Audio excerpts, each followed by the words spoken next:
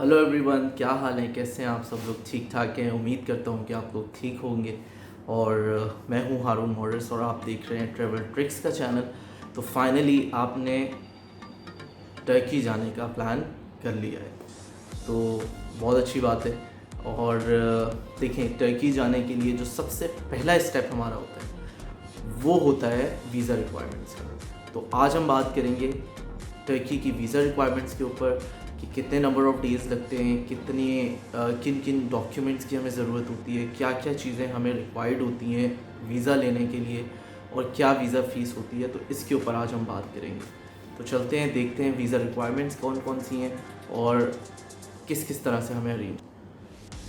तो visa requirements पे बात करने से पहले हम थोड़ा सा पीछे चलते हैं और थोड़ी सी डिस्कशन कर लेते हैं।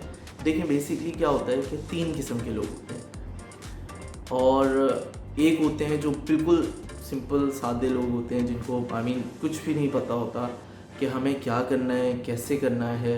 वो टोटली डिपेंडेंट होते हैं एक वीज़ा ऑफिसर के ऊपर या अपने ट्रैवल एजेंट के ऊपर कि वो उसको क्या गाइड कर रहा है। सेम एज़ सेकंड कैटेगरी होती है जो कि होते हैं थोड़े से स्मार्ट लोग, जिनको थोड़ा सा आइडिया होता है कि हमें क्या क्या रिक्वायरमेंट्स हमें अरेंज करनी है, इस्तांबुल जाने के लिए हमें किन किन डॉक्यूमेंट्स की ज़रूरत है, जो कभी पहले ट्रैवल कर चुके होते हैं, जिनको आइडिया होता है, जिनको पता होता है कि वीज़ा ऑफिसर से हमें क्या बात करनी है, हमें क्या डॉक्यूमेंट्स को डिस्कस करना है। सेम एज़ एक और कॉम होती है जो कि होती है ओवर स्मार्ट। तो आपने बेसिकली ओवर स्मार्ट कहीं पे बनने की ज़रूरत नहीं है। ओवर स्मार्ट कौन लोग होते हैं, पहले मैं आपको ये बता दूं, जिनको पता कुछ भी नहीं होता, लेकिन वो अज्यूम ये करते हैं और दूसरों को अज्यूम ये कराते हैं कि उनको सब कुछ पता है और उनको किसी वीज़ा ऑफिसर की, किसी ट्रैवल एजेंट की ज़रूरत नहीं है।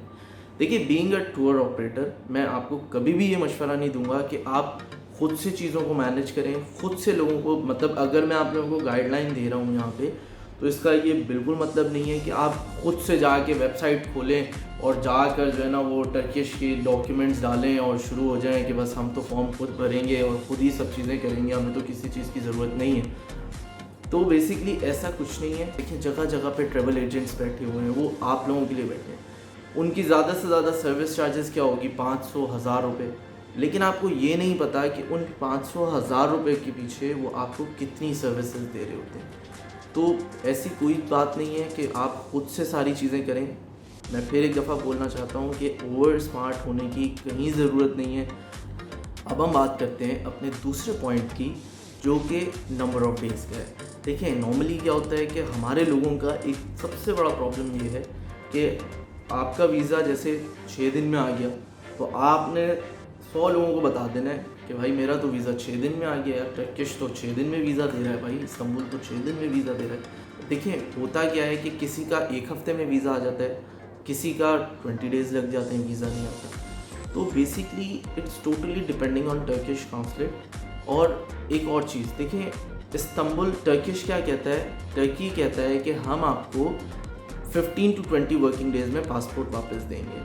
तो आपको बेसिकली अपना जो प्लान करना है वो 15 to 20 वर्किंग डेज़ रख कर प्लान करना है। उसका रीज़न ये है कि आप कुछ पता नहीं, it's totally depending on your luck, कि हो सकता है कि आपका पासपोर्ट 5 दिन में वापस आ जाए, हो सकता है आपका पासपोर्ट 15 दिन में वापस आ जाए।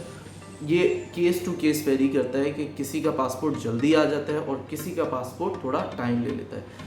तो अगर बेसिकली आपका पासपोर्ट जल्दी आ जाए तो बहुत अच्छी बात है, और अगर आपका पासपोर्ट नहीं आए, तो जैसे अगर उन्होंने 15 to 20 वर्किंग डेज़ बोले, तो आपको 15 to 20 वर्किंग डेज़ तो इंतज़ार करना है। तो वापस अब हम अपने टॉपिक के ऊपर आते हैं, और वीज़ा रिक्वायरमेंट्स में जो सबसे पहला पॉइंट जो हमें अरेंज करके देनी है, इस वक्त हम उस चीज़ के ऊपर बात कर रहे हैं, और उसके बाद हम बात करेंगे जो कि हमारा टूर ऑपरेटर या हमारा ट्रैवल एजेंट या हमारा वीज़ा ऑफिसर हमें अरेंज करके देगा।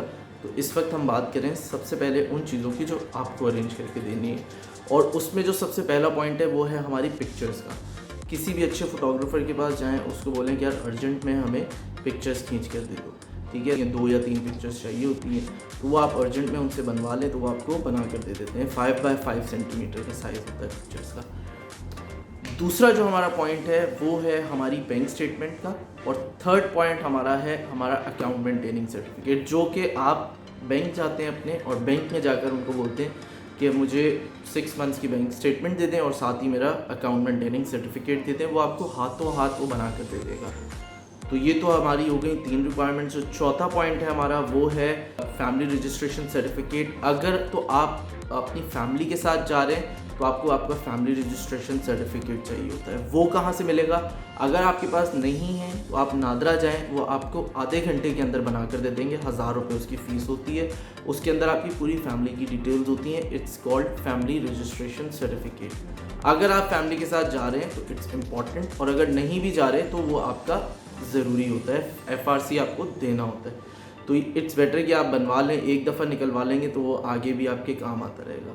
तो ये थी आपकी चौथी रिक्वायरमेंट्स। पांचवी रिक्वायरमेंट जो आपकी है वो है आपका CNIC। वो आप किसी भी फोटोकॉपी वाले के पास जाकर अपनी CNIC की कॉपी निकलवा लें। उसके बाद जो हमारा पॉइंट है वो है हमारा एम्प्लॉयर लेटर। अगर आप कहीं जॉब करते हैं तो आपकी 3 मंथ्स की सैलरी स्लिप और जॉब लेटर वो आपको आपका अगर आप कहीं जॉब करते हैं तो आप अपने HR वालों से रिक्वेस्ट कर सकते हैं, वो आपको निकाल कर दे सकते हैं, या आप बेहतर जानते हैं कि कौन आपको निकाल कर दे सकते हैं, तो आप उनसे रिक्वेस्ट कर लें कि आपको आपका एम्प्लॉयर लेटर और 3 मंथ्स की सैलरी सर्टिफिकेट दे दे।